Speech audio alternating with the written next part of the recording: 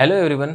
आज हम लोग बात करने वाले हैं ट्रिग्नोमेट्री पार्ट थर्ड, मतलब हमारा थर्ड वीडियो लेक्चर है आज ट्रिग्नोमेट्री का। इससे पहले हम लोग 2 वीडियो लेक्चर्स मैं अपलोड कर चुका हूँ, ठीक है। उम्मीद है आप लोगों ने देखा होगा, ठीक है, तभी आपको ये थर्ड वीडियो लेक्चर समझ में आएगा। नहीं भी देखा है तो पहले आप लोग वो दोनों देखिए, फॉर्मूले लर्न कीजिए, उसके बाद ये समझ में आएगा, ठीक है। और मैथ्स में ऐसा ही है, अगर हमने टॉपिक क्लियर नहीं किया है तो नेक्स्ट डे जो क्लास है वो हमें समझ में नहीं आते नहीं, और अगर ऐसा किया है, हमने पुरानी प्रैक्टिस की है तो बहुत ही अच्छा समझ में आता है।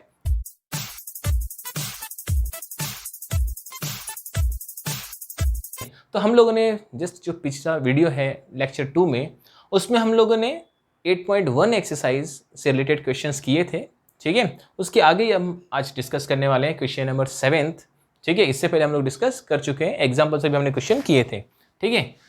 अभी देखिए question, if cot theta is equal to 7/8, cot theta दिया आपको 7/8, इवेल्युएट मतलब हमें इनकी वैल्यू फाइंड करनी है क्या, 1 plus sine theta into 1 minus sine theta whole upon 1 plus cos theta into 1 minus cos theta, इसकी वैल्यू हमें फाइंड करनी है, जो मैं अभी आपको सिखाऊंगा।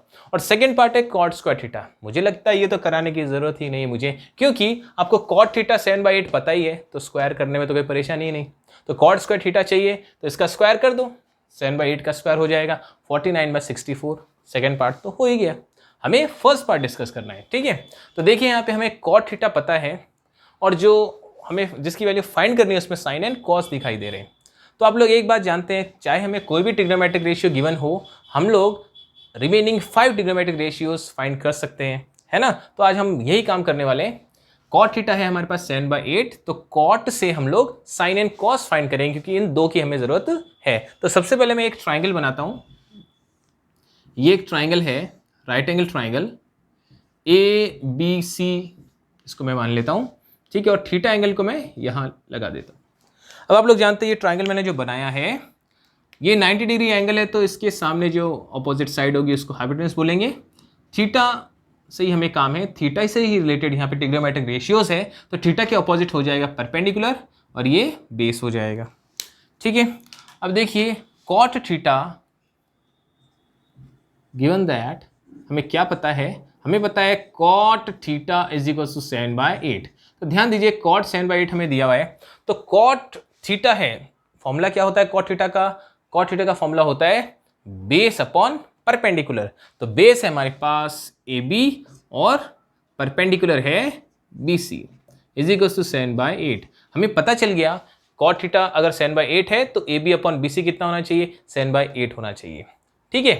अब AB और BC की वैल्यू हम लोग गेस कर सकते हैं, ठीक है, एग्जैक्ट तो नहीं। देखिए AB अपॉन BC अगर 7/8 है, इसका ये बिल्कुल मतलब नहीं है, मैंने आपको पहले पिछले वीडियो में भी बताया है कि AB 7 और BC 8 अगर आप लिखते हैं तो वो गलत हो जाएगा, ठीक है। तो हम लोग क्या कर सकते हैं, देखिए AB अपॉन BC अगर 7/8 है तो इसका मतलब है कि ये तो रेशियो है, ये तो AB और BC की जितनी भी लेंथ थी उसका ये क्या है, रेशियो है, ठीक है। तो हम लोग क्या कर सकते हैं, let AB is equals to, तो AB इज इक्वल्स टू हम लोग ले सकते हैं 7 इंटू, उसके साथ कोई कांस्टेंट लेना पड़ेगा जिसको मैंने K अज्यूम किया, AB equals to 7K and BC क्या हो जाएगा 8K। मैंने आपको पहले भी पिछले वीडियो में बताया कि जब भी आपको रेशियो पता हो तो AB equals to 7 BC equals to 8 इस तरीके से नहीं लिखते, इनके साथ कोई कांस्टेंट लेना होता है, क्योंकि AB की जितनी भी लेंथ है, BC की जितनी भी लेंथ है, कुछ ना कुछ उसमें कटा होगा, तो ये तो उसकी सिंपलेस्ट फॉर्म है, ठीक है, इसलिए हमने 7/8 यहाँ हमें मिला होगा, ठीक है। तो क्या चीज़ यहाँ कटी है वो हम नहीं जानते, इसीलिए हम लोग AB को 7 इंटू समथिंग यानी K कोई कांस्टेंट ले लेते हैं और BC इक्वल्स टू 8K, ठीक है। अगर हम लोग इनका रेशियो लेते हैं तो वापस K करता है, यानी वही चीज़ हम लोग मान लेते हैं कि जो चीज़ भी इसमें कटी होगी इनकी लेंथ में वो K ही होगी, समझ गए। तो जब भी रेशियो दिया हुआ हो तो हमेशा क्या करना है, साथ में कोई कॉन्स्टेंट एज्यूम करना पड़ेगा, ठीक है। तो AB को 7K ले लिया, BC को 8K। हाँ, कुछ स्टूडेंट्स ऐसा करते हैं, AB को 7 B को 8 ले लेते हैं, बट वो बिल्कुल सही नहीं है, ठीक है। आंसर बिल्कुल सेम आता है लास्ट में फाइनल आंसर, लेकिन तरीका गलत है ये, ठीक है। तो AB की वैल्यू 7K, AB की वैल्यू है 7K और BC की वैल्यू है 8K। अब देखिए इस ट्राइंगल में हमें 2 साइड्स पता है, तो थर्ड साइड हमें फाइंड करनी पड़ेगी, तभी हम लोग ट्रिग्नोमेट्रिक रेशियोज फाइंड कर सकते हैं। तो इन ट्राइंगल ABC ट्राइंगल में पाइथागोरस थ्योरम यूज कर रहा हूं, तो हो जाएगा AC square is equals to AB square plus BC square. Hypotenuse square is equals to क्या है ये, sum of square of other two sides. जो अदर टू साइड्स है उनका हमें क्या करना है, स्क्वायर करके ऐड करना है। यही तो पाइथागोरस थ्योरम कहती है। तो AC square is equals to AB square. AB की वैल्यू है हमारे पास 7K और स्क्वायर करूंगा तो हो जाएगा 49K स्क्वायर। अब बात करते हैं BC की, तो BC है हमारे पास 8 और 8 का स्क्वायर करूंगा तो हो जाएगा 64 और साथ में K स्क्वायर तो है। ठीक है, तो AC स्क्वायर हो गया 49K square plus 64K square. अब इनको ऐड करना है, तो AC square is equals to 49K square plus 64K square. 49 प्लस 64 113 हो जाएगा और K स्क्वायर है तो वो साथ में रहने वाला है। ठीक है, हमें तो AC की जरूरत है, तो हमें क्या करना पड़ेगा, स्क्वायर रूट लेना पड़ेगा बोथ द साइड्स। ठीक है, तो AC स्क्वायर का स्क्वायर रूट AC हो जाएगा। 113 का परफेक्ट स्क्वायर रूट तो नहीं होता है, इसलिए हम लोग रूट में ही रहने देंगे। ठीक है, और K स्क्वायर का स्क्वायर रूट हो जाएगा K। इस K को आप रूट से बाहर लिखेंगे क्योंकि हमने स्क्वायर रूट फाइंड कर लिया, इसका K स्क्वायर का K हो गया। ठीक है, तो यहाँ पे हमें AC की वैल्यू मिल चुकी है। AC की वैल्यू है स्क्वायर रूट ऑफ 113 और साथ में क्या है K। अब हमें तीनों साइड्स मिल चुके हैं। ठीक है, अब हम लोग इस क्वेश्चन को करेंगे। ठीक है, मैं डायरेक्ट ये पार्ट ले लेता हूँ। देखो फर्स्ट पार्ट में हमें क्या करना है, 1 प्लस साइन थीटा और ये है 1 minus sine theta whole upon 1 plus cos theta 1 minus cos theta.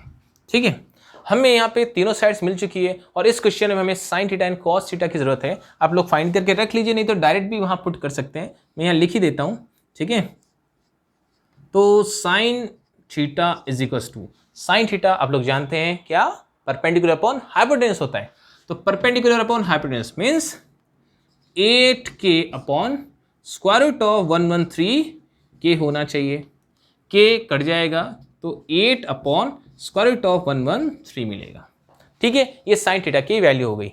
इसी तरह से आप लोग कॉस थीटा भी फाइंड कर सकते हैं। अगर हम लोग कॉस थीटा फाइंड करते हैं, कॉस थीटा का फॉर्मूला होता है बेस अपॉन हाइपोटेनस, तो ये हो जाएगा 7K upon square root of 113K। अब ये दोनों K कट जाएंगे तो आपको मिलेगा 7 upon square root of 113।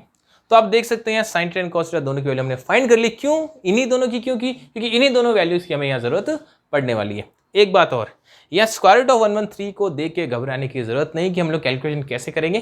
Calculation tough नहीं होने वाली, ईजी ही रहेगी। ठीक है, देखिए यहाँ पे एक आइडेंटिटी हम लोग यूज करेंगे जिससे ये क्वेश्चन थोड़ा सिंपल हो सके। देखिए आप लोगों ने एक आइडेंटिटी पढ़ी होगी, a plus B into A minus B. ठीक है, a plus B into A minus B होता है A square minus B square. ये आइडेंटिटी यहाँ यूज हो रही है, यहाँ लग सकती है। देखिए ध्यान से, 1 plus sine theta into 1 minus sine theta, A plus B into A minus B. A का काम कौन कर रहा है यहाँ पे, 1। ये जो 1 है ये ए का काम करेगा और ये जो साइन थीटा ये बी का काम कर रहा है।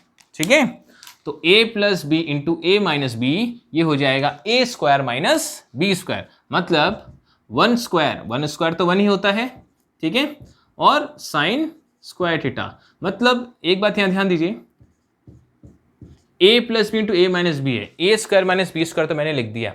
मैंने यहाँ साइन थीटा का स्क्वायर लिखा है। एक बात आप लोग याद रखिए, साइन थीटा का स्क्वायर लिखा मैंने। ठीक है, इसको हम लोग ऐसे भी लिख सकते हैं,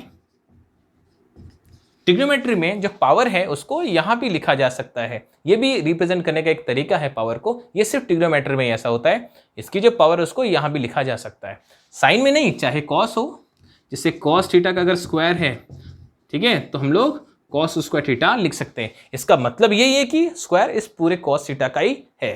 ठीक है, टेन में भी जैसे टेन थीटा है, सपोज इसकी पावर 3 है तो हम लोग ऐसे लिख सकते हैं टेन क्यूब थीटा। चाहे ट्रिग्नोमेट्रिक में कोई भी रेशियो हो, हम लोग पावर को या तो बाहर ऐसे लिख सकते हैं या फिर यहाँ ऊपर लिख सकते हैं, मतलब एक ही है।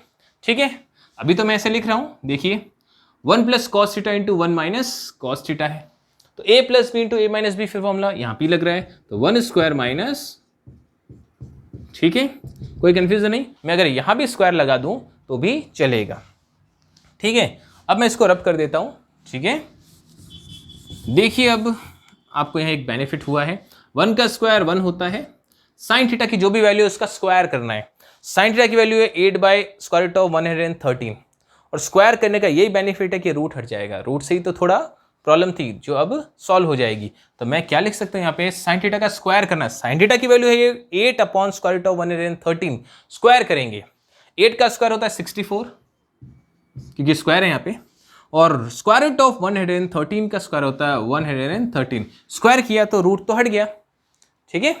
फिर देखिए यहाँ पे 1 माइनस कॉस थीटा का स्क्वायर है। कॉस थीटा की जो वैल्यू है वो है 7/√113 है, ठीक है। 7 का स्क्वायर करेंगे क्योंकि स्क्वायर है ना, 7 का स्क्वायर हो जाएगा 49, और स्क्वायर रूट ऑफ 113 का स्क्वायर हो जाएगा 113, स्क्वायर रूट हट गया।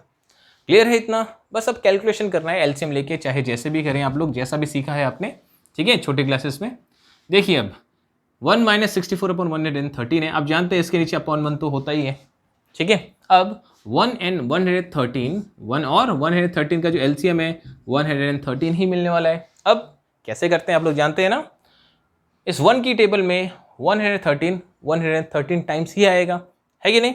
तो 113 टाइम्स आया तो उस 113 को हम इस 1 से मल्टीप्लाई करें तो 113 होगा।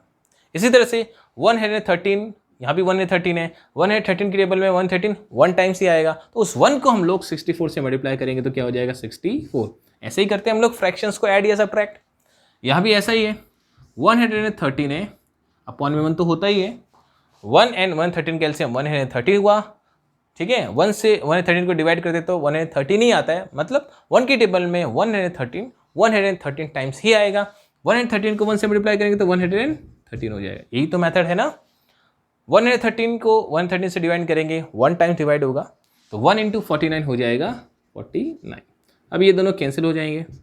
देखिए अब हमें क्या मिला है, 113 में से अगर मैं 64 को माइनस करता हूँ, ठीक है, तो हमें क्या मिलने वाला है। देखिए हमें यहाँ पे 113 में से 64 को माइनस करना है, ठीक है। सोचिए देखिए क्या हो सकता है अगर हम लोग इसमें से माइनस करें तो, ठीक है, ये हो जाएगा 49 होल अपॉन, अब 113 में से 49 अगर हम लोग माइनस करते हैं, ठीक है, तो हमें क्या मिलने वाला है, हमें यहाँ पे मिलने वाला है 64, ठीक है।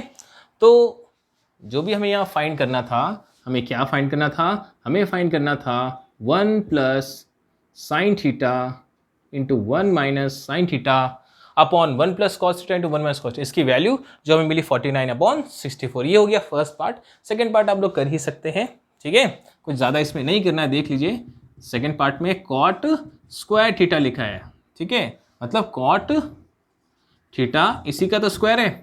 कॉट थीटा की वैल्यू आपको पता है 7/8 है, तो 7/8 का आपको स्क्वायर करना है, तो स्क्वायर करेंगे तो ये हो जाएगा 49/64।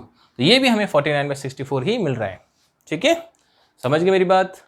तो इतना आपको समझ में आ गया होगा। अब हम लोग नेक्स्ट क्वेश्चन में चलेंगे, ठीक है।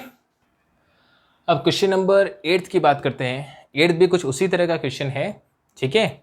ये मैं आपको एक्सप्लेन करता हूँ, ठीक है, तो आप लोग इसको ट्राई कर पाएंगे, ठीक है।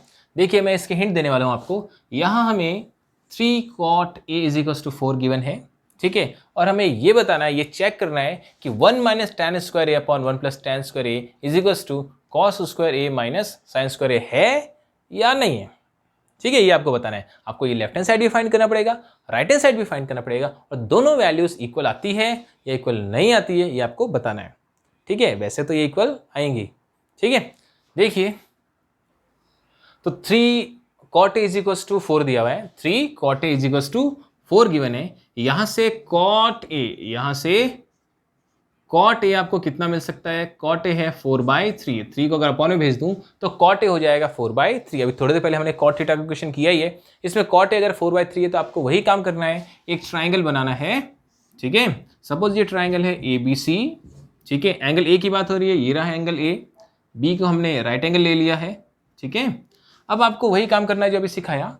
cot A = 4/3 है, cot थीटा का फॉर्मूला क्या होता है, देखिए यहाँ पे ये 90 डिग्री एंगल बनाया तो इसके ऑपोजिट क्या है, हाइपोटेनियस।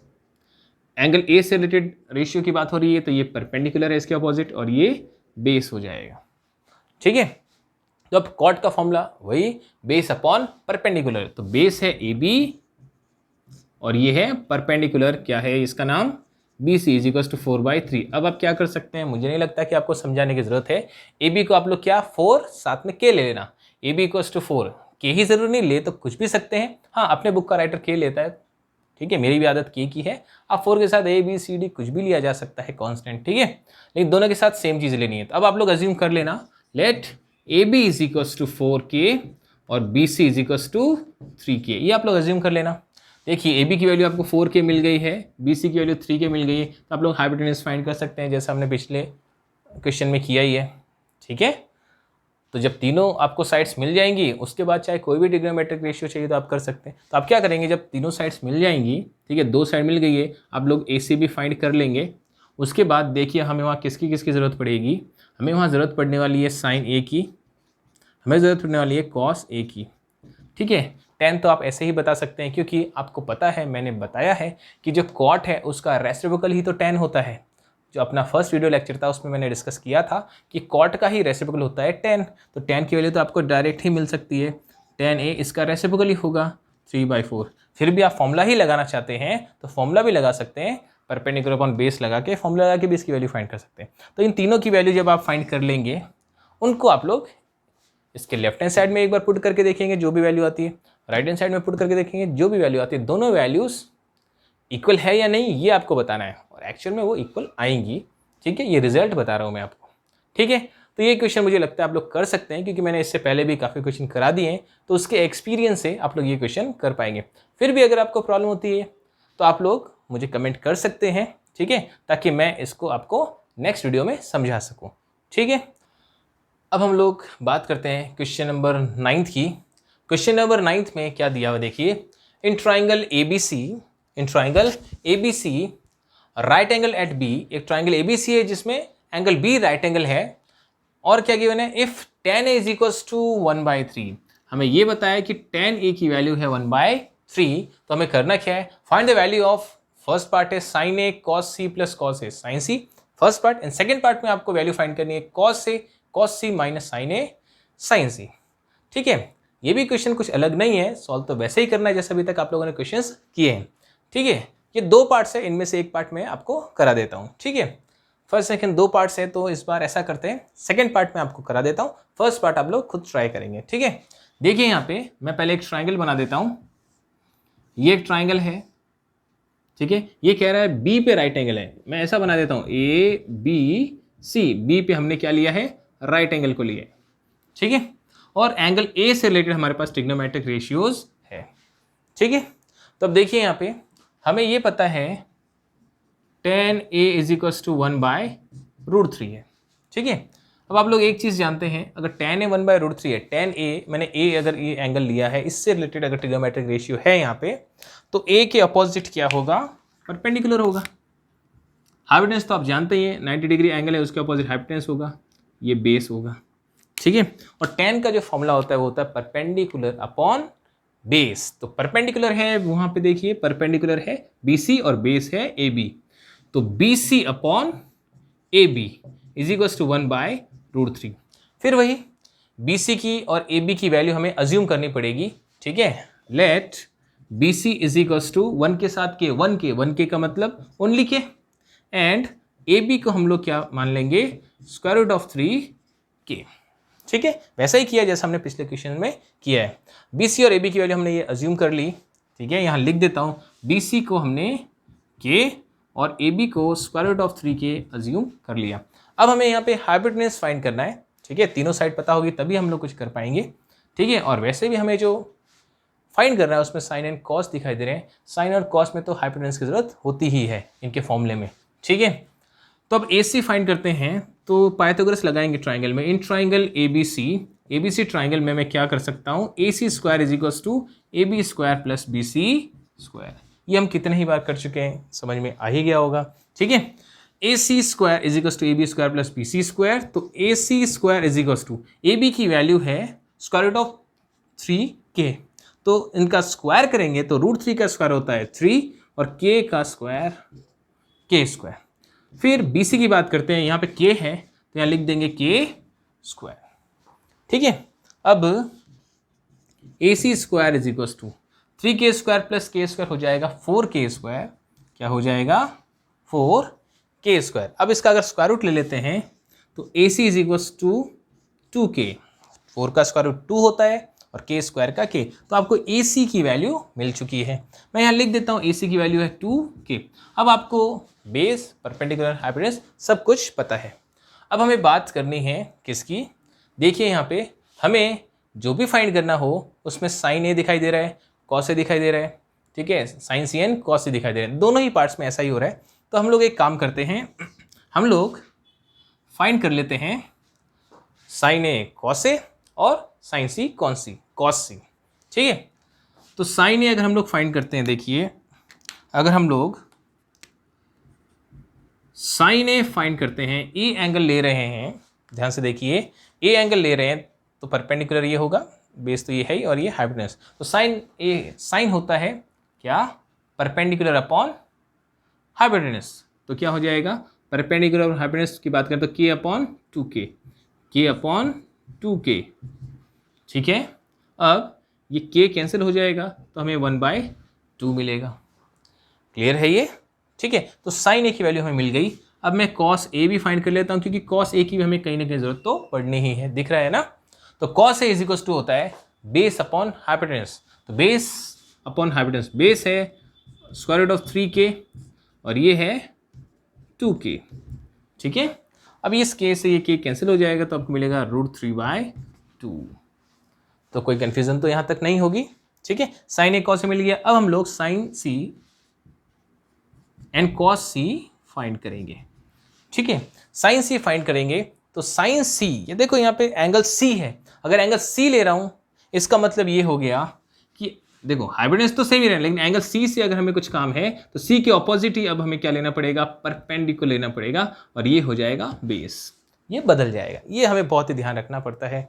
अब साइन सी, साइन थीटा का फॉर्मूला तो वही है, परपेंडिकुलर अपॉन हाइपोटेन्यूज। तो अब परपेंडिकुलर हमारे पास ये, ठीक है, और ये है हाइपोटेन्यूज। तो क्या हो जाएगा? ये है √3k परपेंडिकुलर और अपॉन हाइपोटेन्यूज है 2k, ये दोनों कैंसिल हो जाएंगे तो हमें मिलेगा √3/2, ठीक है। अब कॉस सी फाइंड करना है, कॉस सी फाइंड करना है तो हम लोग क्या कर सकते हैं?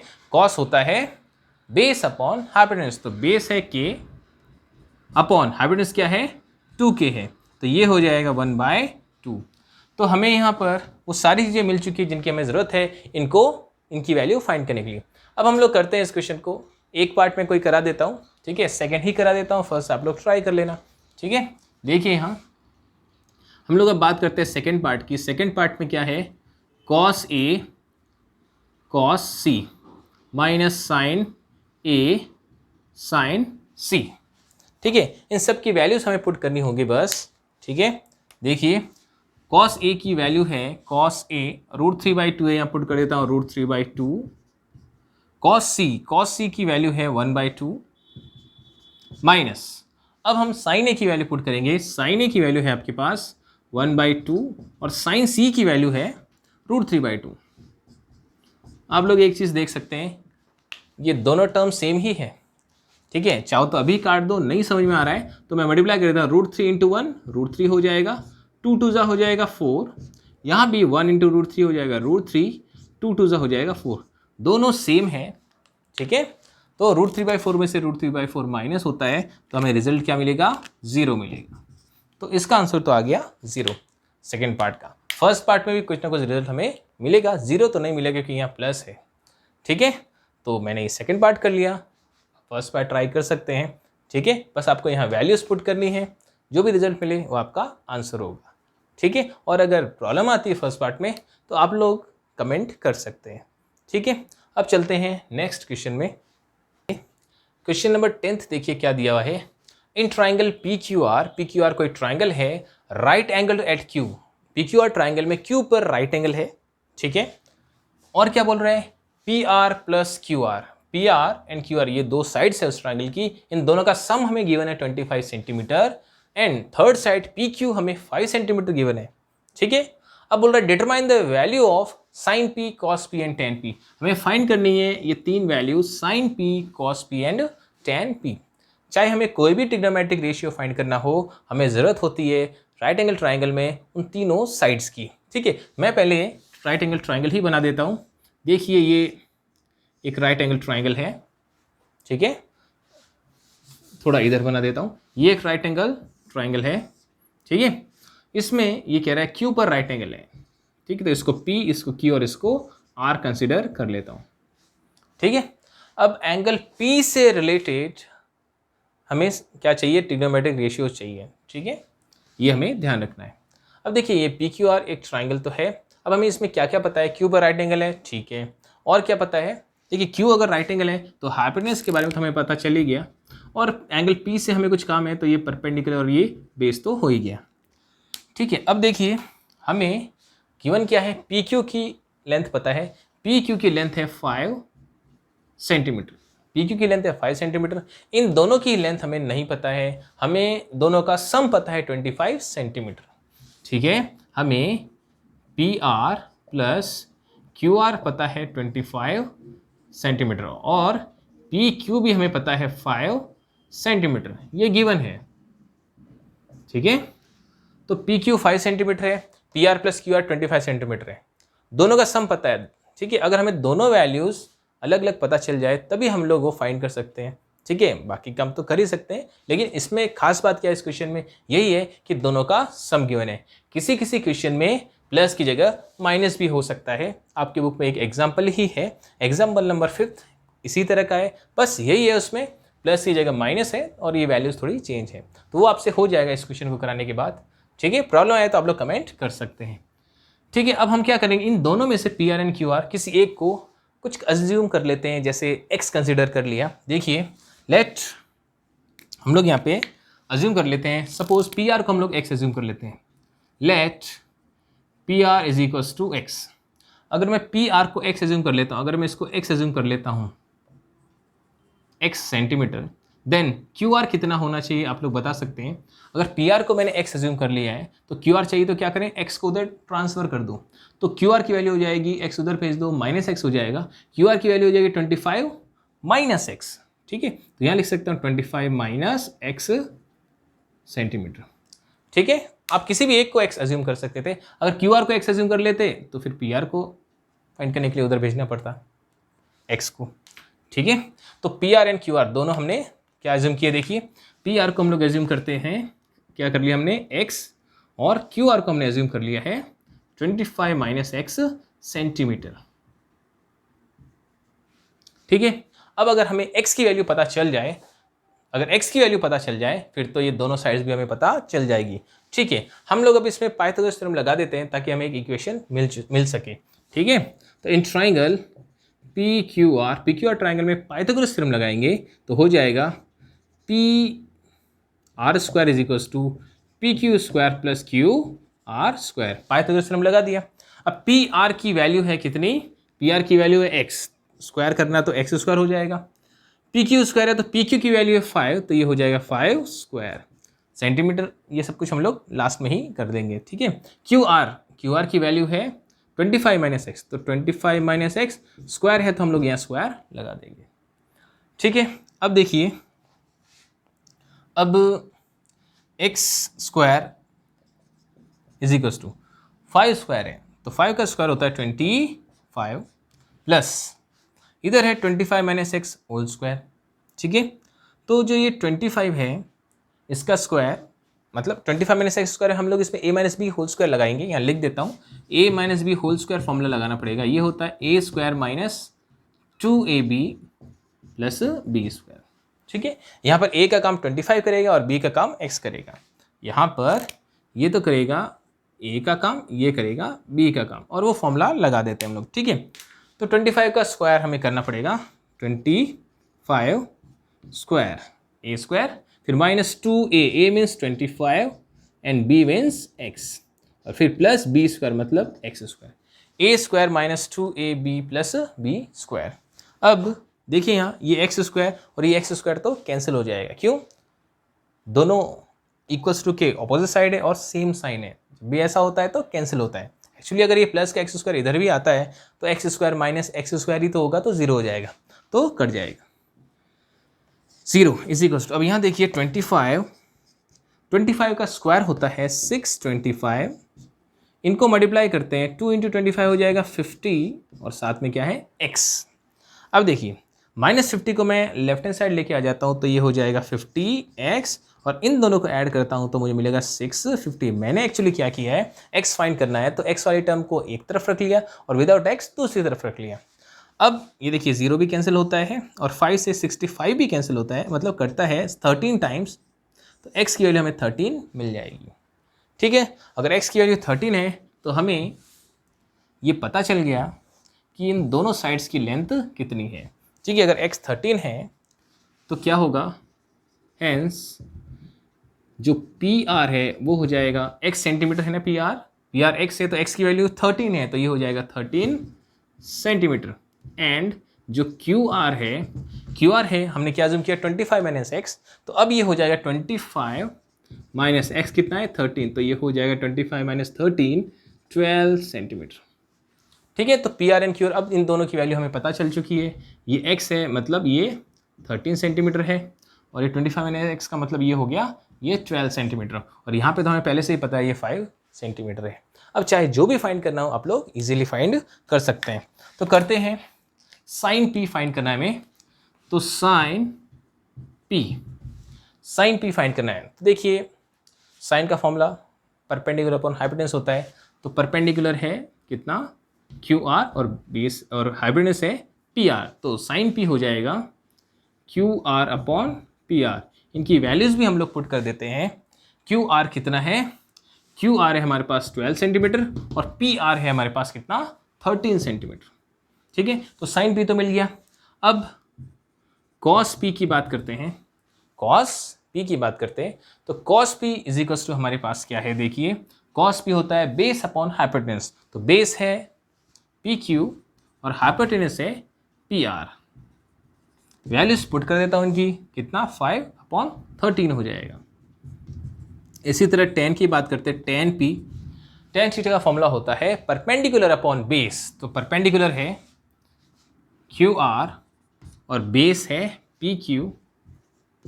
ठीक है, इनकी वैल्यूज पुट कर देता हूं, इसकी वैल्यू हमारे पास कितनी 12, ठीक है, और PQ की वैल्यू हमारे पास 5, तो 12/5 हो जाएगा।